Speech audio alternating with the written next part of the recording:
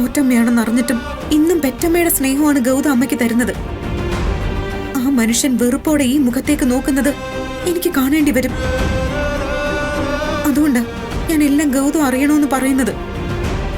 നിന്റെ ഉദ്ദേശം എന്താണെന്ന് എനിക്ക് മനസ്സിലായി. നിർമ്മല മരിച്ചു പോയിട്ടാണെങ്കിൽ ശരി, നീ സത്യം ഗൗതമിനെ അറിയിക്കും എന്നല്ല നീ പറഞ്ഞത്. ഓരോ വിധത്തിൽ നീ ആ ശിവാനി ഇവിടുന്ന് പുറത്തു ചാടിച്ചു.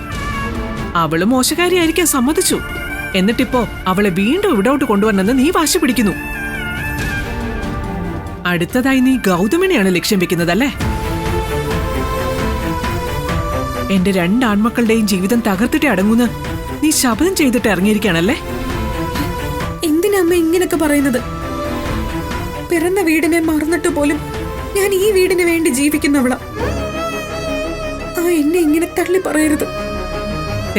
നിന്റെ അഭിനയം ഇതോടെ നിർത്തിക്കും. ഇങ്ങനെയുള്ള വാക്കുകൾ കേൾക്കുമ്പോ ഇപ്പൊ എന്റെ കാത് വേദനിക്ക്.